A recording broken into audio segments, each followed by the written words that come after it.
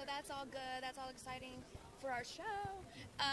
So good luck to him. I actually happen to be a big Rihanna fan, Nicki Minaj, so I want them to go out and kick ass. So, you know, those are the three I got really excited. You and Adam have some healthy banter on your show. What's the advice for getting along with your co-hosts?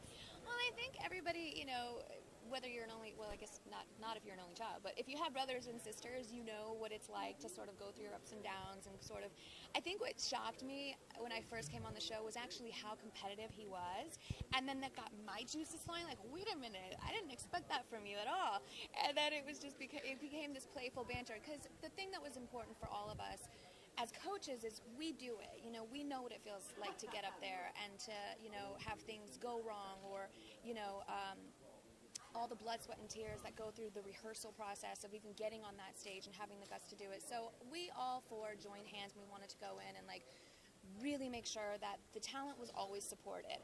Us, on the other hand, it's equal playing field where we can just have a go at each other, and it's fun. You know, it keeps things interesting. We spend a lot of time with each other, and you know, at the end of the day, it's all love, honestly, because you know, he's a funny guy. He's actually sweet. Once you get out the competitive stuff, he's a nice guy. He's okay. Don't play Scrabble with him, though. You just want to stay away from games. I think they're going to have a blast with it. You know, I mean, going through the blind audition process, it is nerve-wracking, and I wish them the best of luck, but I don't think they'll need it. You know, it's a fun thing, and I think that they both are very talented vocalists, so it should be easy for them to give the coaching and experience advice that they've had on their level. Can you tell us about your new album? Why did you call it Lotus? It is called Lotus for what it represents to me, and that means the unbreakable flower, that throughout the harshest of weather conditions, throughout the toughest times, it remains strong, it remains beautiful, and it continues to thrive throughout the test of time. And, you know, I've had a long career in this business thus far. Well, I've been doing it since 4, and then my album taking off in my teens.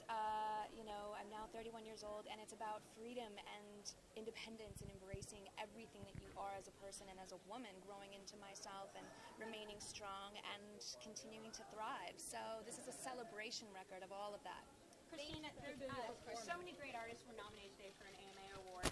What advice would you give them in these upcoming weeks to get ready and prepare themselves for going and doing the red carpet and the anticipation of winning and potentially not winning? The artist nominated? Yes. You know, it's all fun and it's exciting to watch as a viewer for the competition factor. But I think, you know, after you've been in it for a while, it's just more exciting to get around the creative energy that happens in an award show environment like this. Being around other artists, being inspired by them, and in turn each other. You know, that you've made it and you're living your dream. So honestly, I don't like to get too involved in the competition factor. I think when you get too involved in trying to win, then it kind of, you lose the fun and the purpose of the whole love of creativity and the passion for it. But I wish everybody luck. You know, everyone's great in their own genre. There can't really be any true winner, you know, because it's like everyone's great at what they do in their own individual right.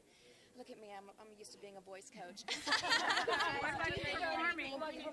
Or will you be performing your body when you perform on at the AMAs? We'll see. It'll be a little bit of a medley. So you'll definitely get a feel for Lotus and what that represents, because your body is only one dimension of a very multi-layered record that has its ballads, that has its vulnerable moments. You know, it's very almost, if you will, the vibe and the feeling of the strength that you find throughout your vulnerability and maybe insecurities. Whenever I release a song like Beautiful, so you'll find songs like that on this record. So it's exciting. I can't wait till and I did it for the fans. And there are some songs that I specifically vocally went for, being inspired off of being a coach from The Voice, to inspire them, the new generation of singers, because this generation also, there's a bunch of 6-year-olds that weren't around when Genie in a Bottle come around. So it's very interesting and fun for me to be able to release this particular record and let them see what I'm about as an artist, and hopefully inspire the next generation of amazing voices and talents, which the world needs,